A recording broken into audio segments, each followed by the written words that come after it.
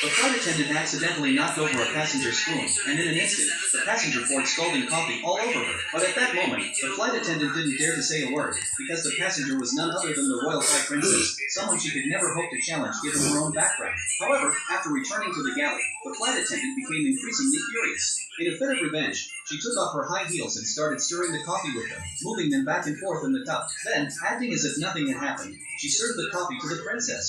To her surprise, the princess deliberately made things worse by pointing out that the flight attendant's sapphire ring was exactly like hers, questioning how someone like her could afford such an expensive piece of jewelry. In a fit of rage, the princess grabbed the ring and threw it on the floor, then stomped on it, saying that she was hungry and that the flight attendant should go prepare lunch. By now, the flight attendant was absolutely furious, but she had no choice but to comply.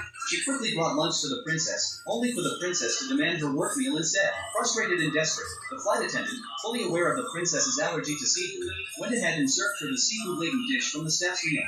To her surprise, after the princess had eaten a few bites of the seafood pasta, she began coughing uncontrollably. The flight attendant, seeing this, urgently suggested that the princess go rinse her mouth in the bathroom. What the flight attendant didn't expect, however, was that when the princess returned from the restroom, her face was covered in a rash from the allergic reaction, and she was staring at the flight attendant with intense, accusing eyes. At first, the flight attendant wasn't too concerned, thinking it was just a minor issue.